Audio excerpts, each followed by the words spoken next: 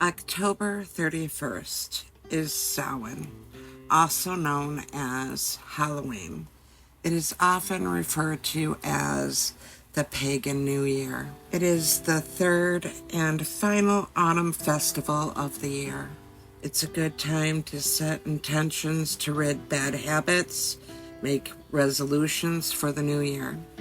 It is believed that on this day, the veil between the spirit world and the living were at its thinnest, allowing the spirit world to visit our earthly realm. People would light bonfires to ward off any evil spirits, provide warmth as the days grew colder. People would wear costumes, usually made of animal skins, to disguise themselves from evil spirits. Offerings of food and drink were left outside to appease those visiting from the spirit world. Later, it evolved to Halloween that we know today. It is also associated with honoring our ancestors. It was a time of divination and fortune-telling to seek guidance for the coming year. Activities included creating an ancestor altar with photos and mementos, preparing an offering of their favorite foods, and placing a plate on the altar or at the table.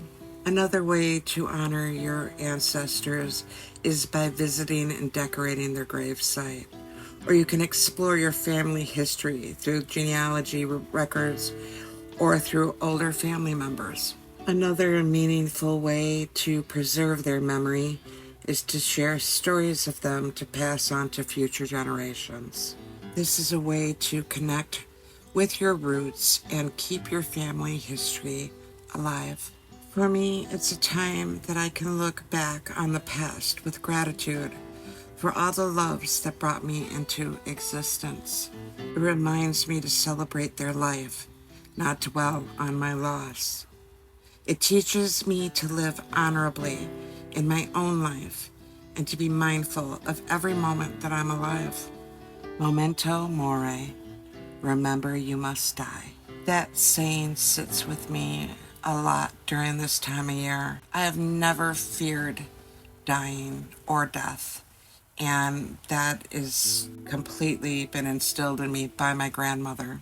That is her on the far right. It's my grandfather on the left, and my beautiful mother in the middle. One of my earliest memories of my grandmother was when we were at a funeral for my great-grandmother on my grandfather's side.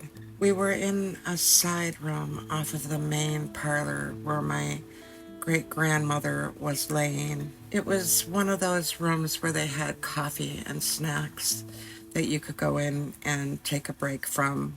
I remember my mother was asked by a woman that was sitting by us very quietly why I was there at such a young age. She implied that it was inappropriate for someone as young as me to be at a funeral. If you knew my mother at the time, she was incredibly tall and beautiful, and her presence was known when she'd walk in a room. She demanded attention no matter where she was. At least for me, that's how I saw her. My mother stood up and began to tell this woman exactly how rude she was to even question my mother's parenting. She wasn't yelling, she didn't have to. Her normal voice was extremely loud in a funeral parlor where everybody else was whispering. After my mother gave this woman the business, she exited the room like a dramatic scene from an Elizabeth Taylor movie. My mother did that a lot when I was a child. She never explained why I was there, and she left me stranded with this apparently very rude woman and at least a dozen spectators. I looked around the room mortified and scanned the faces of all these adults looking at me, looking for someone that I knew.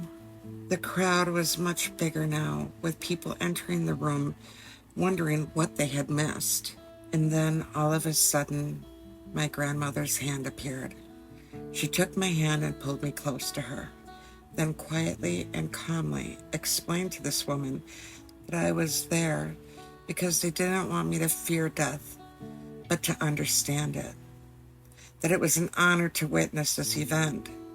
Then she scooped me up in her arms and carried me out to sit in the front seats by the coffin, where I sat the rest of the afternoon, next to her, looking at my great-grandmother resting in her coffin, confused by this unfamiliar setting, but unafraid, feeling almost special that I was chosen to be a part of something so important that I had discovered most children weren't a part of.